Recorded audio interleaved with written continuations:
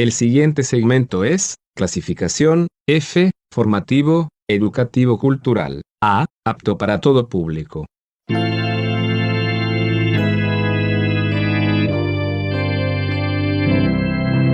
Bienvenido a Hora de Estudio Bíblico con nuestro maestro el Dr. Lehman Strauss.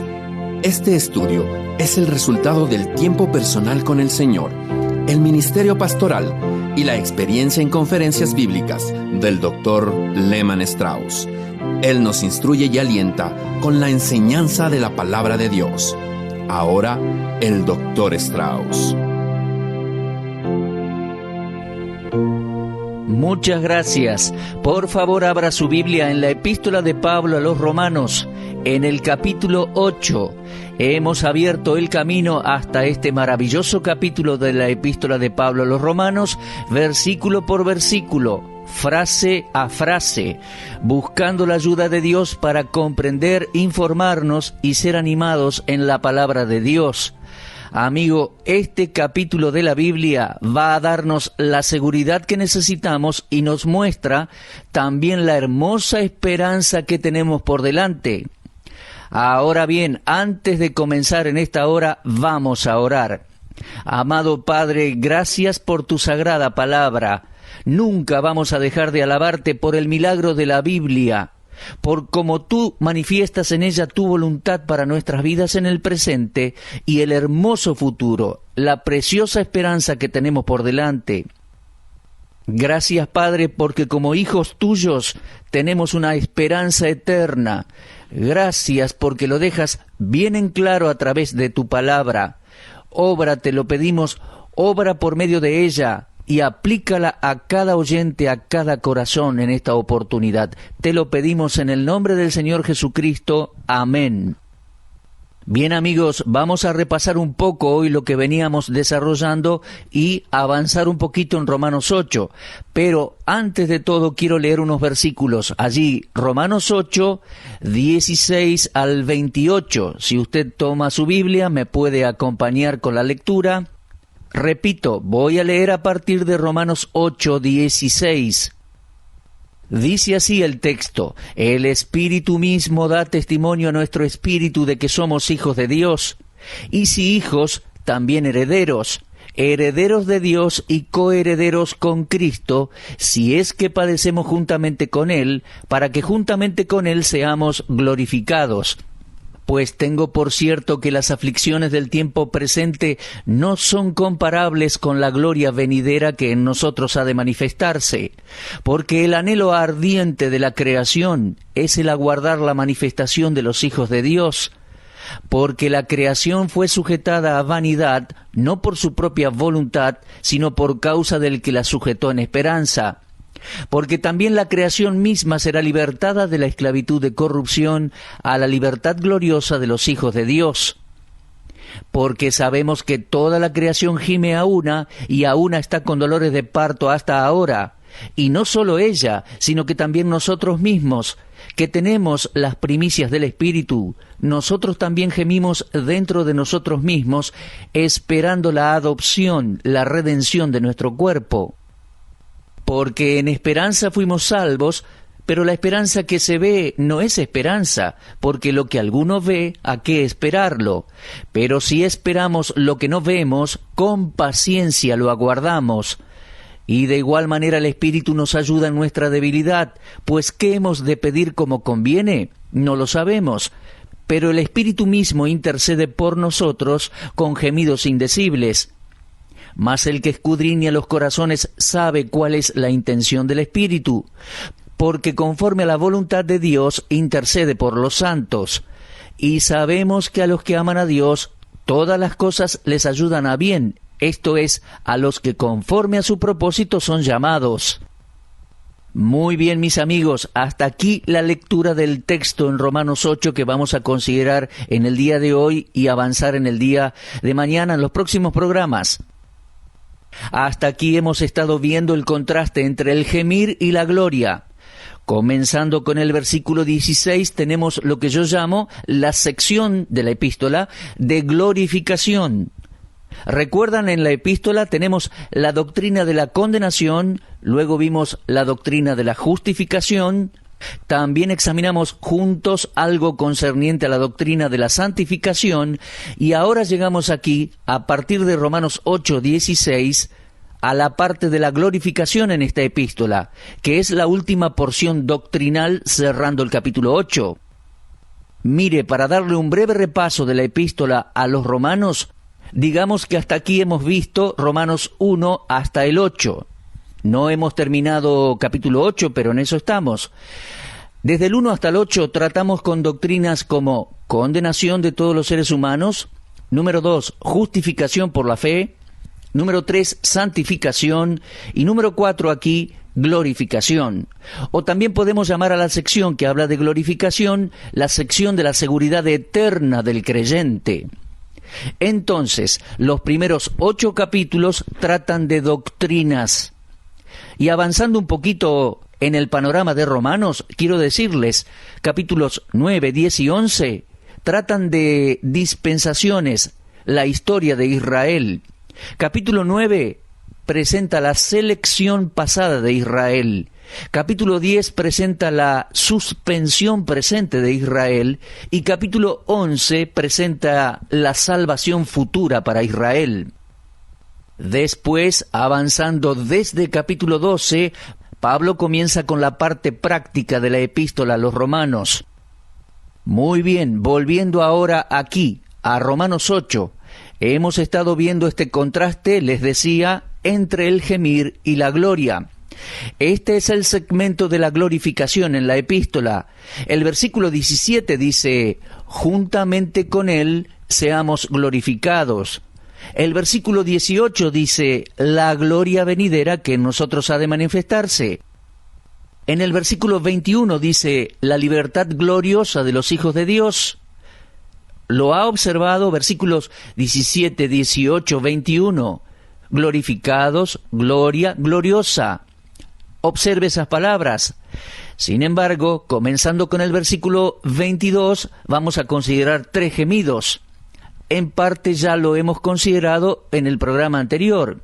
En el versículo 22 está el gemir de la creación, y dice, porque sabemos que toda la creación gime a una, y a una está con dolores de parto hasta ahora. En el jardín del Edén, cuando Adán y Eva pecaron, Dios pronunció una maldición sobre la tierra. Desde ese entonces comenzamos a ver un ciclo, un fracaso en conseguir un propósito razonable. Incluso lo podemos ver en la actualidad. La gente vive y muere. ¿Y sabe qué? Me llama la atención y realmente no sé cómo las personas que no conocen a Cristo logran vivir a diario. Bueno, en realidad no lo hacen, simplemente sobreviven, pero doctrinalmente no es vida, no viven. Puede que tengan algún éxito transitorio, puede que acumulen dinero y posesiones, pero viven y luego mueren, le dejan ese dinero a sus herederos, los herederos lo gastan, puede que acumulen dinero o lo inviertan, pero viven y mueren y pasan a la eternidad sin Cristo y pasarán al infierno. Pero, mi amigo, para el creyente las cosas son distintas. En el incrédulo está ese sentimiento de no servir en esta vida, y gime. La creación entera gime en el versículo 22. En el versículo 23 el cristiano gime, y en el versículo 26 el Espíritu Santo gime. Pero en el medio de estos gemidos hay una verdad que parece traer luz a la vida del creyente y está envuelta en el hecho de que nuestra situación humana tiene solución. Esto es lo que estamos considerando en el versículo 24. El versículo 24 dice, porque en esperanza fuimos salvos. En otras palabras, el apóstol Pablo, escribiendo por inspiración del Espíritu Santo, vio la dificultad del hombre al escribir estos primeros 8 capítulos, a donde vemos que el hombre no tiene excusa, es culpable ante Dios. Ve la dificultad del mundo, la creación que gime en el versículo 22. Pablo habla de la falta de la esperanza de la humanidad, ya que el fin de los inconversos no tiene esperanza. Pero para Pablo y para cada hijo de Dios la vida no es deprimente, no es desesperante, ya que esperamos el fin inevitable de un mundo que está lleno de pecado y muerte, pero lo esperamos con una esperanza sólida y firme. La creación gime, el mundo está sepultado en el pecado, pero los cristianos tenemos salvación y esperanza de gloria. Mis amigos, cuando al atardecer llego a casa, escucho las noticias, veo cada día hay homicidios, violaciones, accidentes. Miren, es muy difícil no escuchar de algún crimen. Si a eso le sumamos las adicciones, las drogas, el alcoholismo, la inmoralidad sexual, hogares destrozados, matrimonios deshechos, entonces tenemos esa creación que está gimiendo. Y en medio de todo esto, en el versículo 24, encontramos esa maravillosa verdad que parece iluminar el futuro para el creyente. Es una gloriosa verdad. Y Pablo dice en el versículo 24 que en esperanza fuimos salvos. Ahora bien, analicemos esa frase. En esperanza fuimos salvos. No significa que la esperanza es el instrumento para la salvación. Bueno, entonces, ¿qué significa? Tenga siempre en mente el contexto en el que encuentra una frase en particular. Y ahora, por favor, fíjese en el versículo 23. Allí dice que estamos esperando algo. Estamos esperando la adopción, el aspecto futuro de nuestra adopción, o sea, la redención de nuestro cuerpo. Y Pablo habla en el versículo 23 de esta futura redención del cuerpo. Y después pasa al versículo 24 a decir, en esperanza fuimos salvos. Así que mantenga esa frase dentro de su contexto. No se trata de un método diferente de salvación. Pablo no está hablando de la salvación del alma en el versículo 24 al decir que en esperanza fuimos salvos. Recuerde el contexto, está hablando de la redención del cuerpo. Ahora bien, ¿cuándo será la redención del cuerpo? Bueno, sucederá cuando el Señor Jesucristo regrese. En 1 de Juan 3 leemos, amados, ahora somos hijos de Dios y aún no se ha manifestado lo que hemos de ser. Pero sabemos que cuando Él se manifieste, seremos semejantes a Él, porque le veremos tal como Él es. Mis amigos, en toda la perfección glorificada, seremos como Él es. Seremos semejantes a Él. Esa será la redención del cuerpo. Pero, ¿cuál es la esperanza? En esperanza fuimos salvos. Tenga en mente que la esperanza siempre tiene que ver con el futuro. Uno nunca espera algo que ya pasó o ya tiene. La esperanza siempre está relacionada hacia futuro, siempre, sin excepción. Ahora, si uno va a Colosenses 1...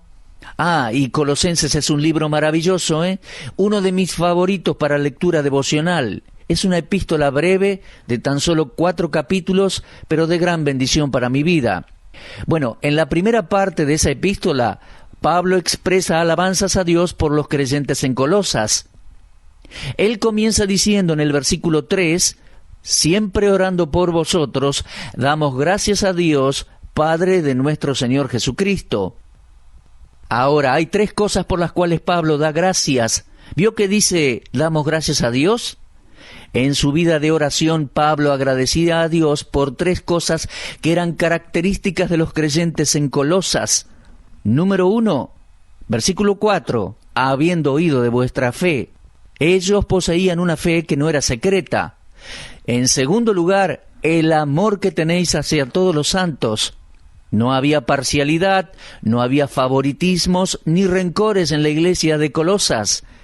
Así que primero tenemos una fe que no era secreta. Otros escuchaban el testimonio. Segundo, un amor que no era parcial, se extendía a todos los hermanos. Y en tercer lugar, observe y subraya allí en el versículo 5, a causa de la esperanza que os está guardada en los cielos. Mis amigos, fíjense bien en el texto. El cielo no era la esperanza de ellos, sino que su esperanza estaba guardada en el cielo. Bueno, ¿cuál es la esperanza del creyente en la epístola de Colosenses? La esperanza aguarda en los cielos. Y si se fija, versículo 27 dice, a quienes Dios quiso dar a conocer las riquezas de la gloria de este misterio entre los gentiles, que es, escuche bien por favor, Cristo en vosotros, la esperanza de gloria. Ahí está la esperanza de gloria. Bueno, regresemos ahora a Romanos 8. Estamos en esta sección de glorificación en la epístola. Y Pablo dice en Romanos 8:17, juntamente con él seamos glorificados. Bueno, la esperanza del creyente entonces no es que seremos salvos espiritualmente. Si nacimos de nuevo ya tenemos esa salvación. Pero en el contexto de Romanos 8 dice, en esperanza fuimos salvos. Eso está ligado al versículo 23. Nuestra esperanza está en la venida del Señor Jesucristo, cuando nuestros cuerpos sean transformados, redimidos, y tendremos un cuerpo como su cuerpo glorioso. Ahora bien, en Tito 2:13 encontramos otra mención de esa esperanza, y dice, aguardando la esperanza bienaventurada y la manifestación gloriosa de nuestro gran Dios y Salvador Jesucristo. Entonces, la esperanza del creyente está en la venida de Cristo. Y mi amigo, no hay nada más maravilloso por lo cual esperar. Si usted está buscando una utopía en esta vida, un sueño irrealizable en esta tierra, mejor olvídelo. No llegará, sino cuando el Señor Jesucristo regrese. Es imposible que haya un reino sin un rey, y el rey debe venir antes para que el reino sea establecido. Y hasta que Él venga, vamos a seguir en una situación de muerte, decaimiento, desesperanza. El mundo va a empeorar más y más. En ninguna parte en la Biblia encontramos un programa de mejora de las circunstancias que haya sido predicho para antes de la venida de Cristo. Cristo es nuestra esperanza, su venida, y dice allí, aguardando la esperanza bienaventurada y la manifestación gloriosa de nuestro gran Dios y Salvador Jesucristo. Muy bien, vayamos de nuevo allí a Romanos 8:24. Dice, en esperanza fuimos salvos. Y allí la salvación se refiere, como ya vimos, a la redención final del cuerpo, la última fase de la salvación. La Biblia enseña que la salvación es en etapas. ¿Lo sabía? Ya hemos sido salvos de la penalidad del pecado, de la paga de nuestros pecados, y diariamente estamos siendo salvos de la contaminación y la práctica del pecado. Pero mi amigo, lo mejor, el aspecto futuro de la salvación, será cuando seamos libres de la presencia del pecado. Ese es el aspecto futuro de nuestra salvación. Esa es la esperanza del creyente, porque dice, en esperanza fuimos salvos. Pero dice Pablo, la esperanza que se ve no es esperanza.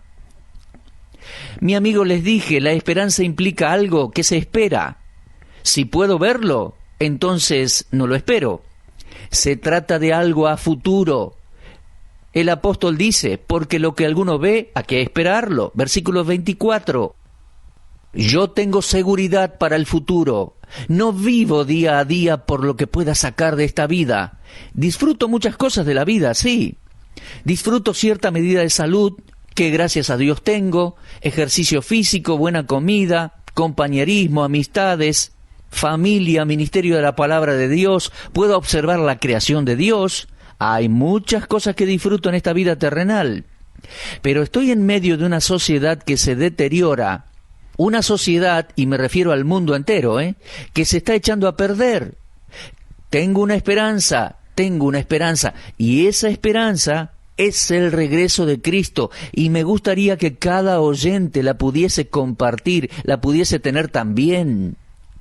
Ahora leemos en el versículo 25. Pero si esperamos lo que no vemos, con paciencia lo aguardamos. Mi amigo, lo que caracteriza al creyente en el versículo 25 mientras espera la venida de Cristo es la paciencia. Si esperamos lo que todavía no vemos, bueno, con paciencia lo aguardamos. Y lo que es seguro para nosotros, pero aún está en el futuro, debemos aguardarlo con paciencia. Mi amigo, sea paciente, no se dé por vencido, no tire la toalla como se dice en el deporte. Vale la pena persistir por la causa de Cristo. Ahora bien, la idea de que en esperanza somos salvos es algo maravilloso para el Hijo de Dios.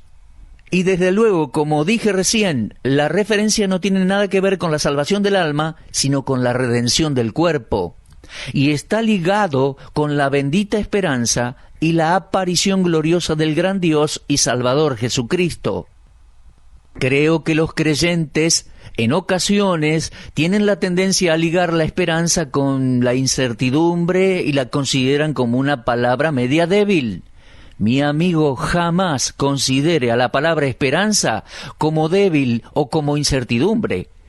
Siempre tengo un punto de vista optimista en cuanto al futuro, un punto de vista de fe bíblica, porque el futuro es tan maravilloso como las promesas de Dios. Y podemos contar con el regreso del Señor Jesucristo. Él mismo lo prometió en Juan 14. Nos dijo, si me fuere y os preparare lugar, vendré otra vez. Y esa venida es nuestra esperanza. No hay mucho en este mundo por lo cual vivir.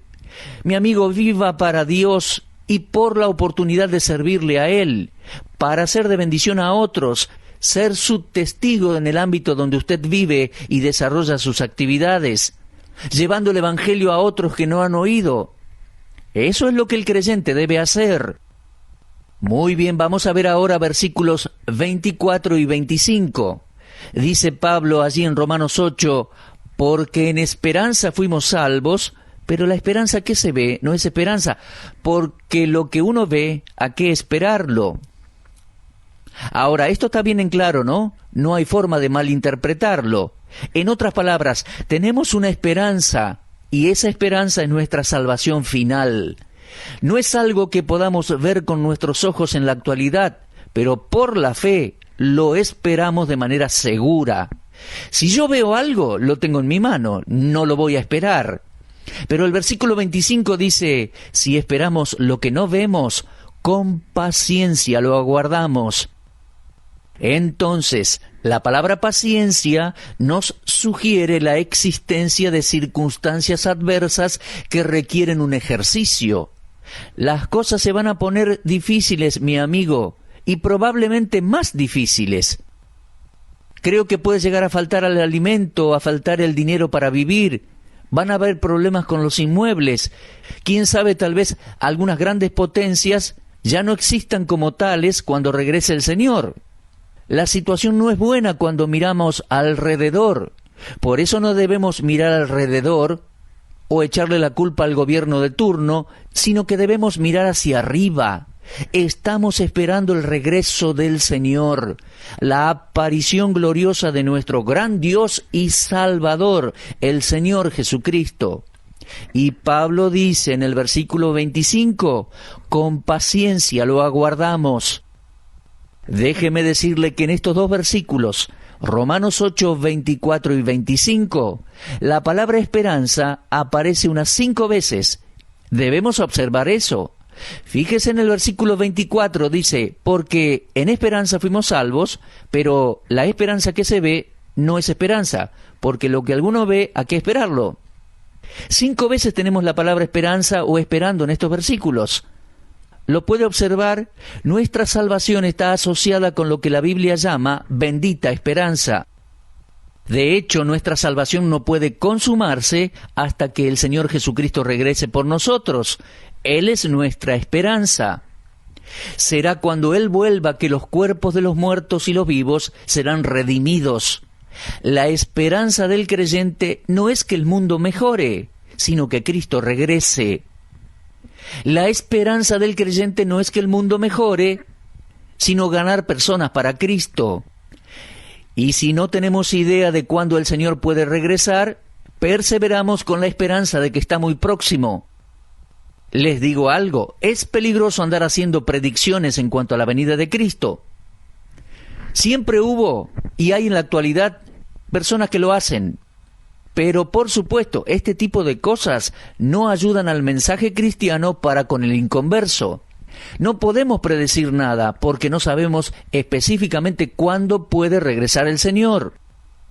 Bueno, muchos de ustedes saben que yo ya tengo mis años. Lehmann Strauss contempla a sus hijos y nietos predicando.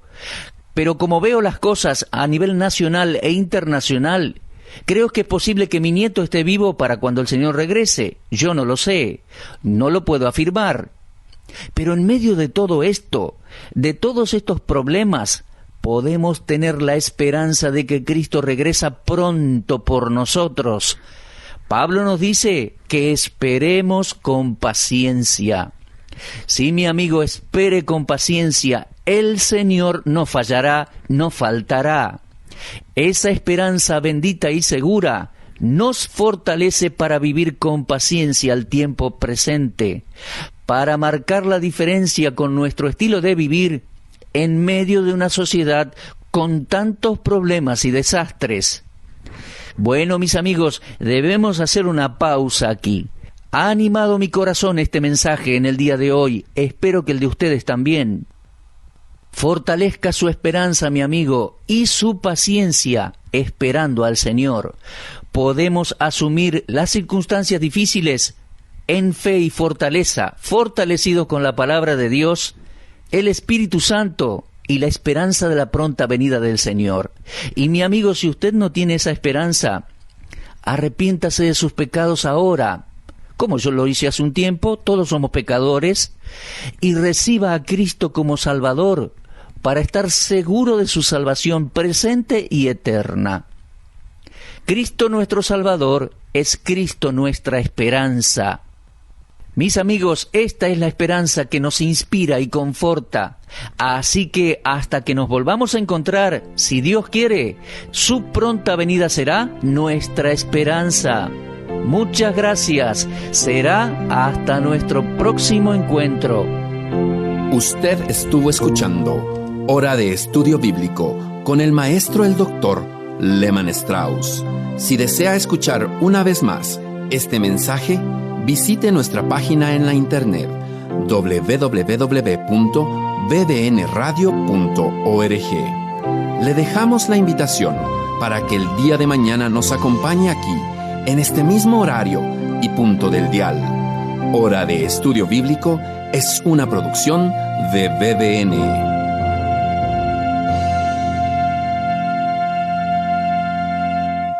Ingrese a nuestra sala de chat para hacer la consulta espiritual que desee. www.bbnchat.org. Este es un servicio totalmente gratis. Muchas gracias. Somos sus amigos de BBN.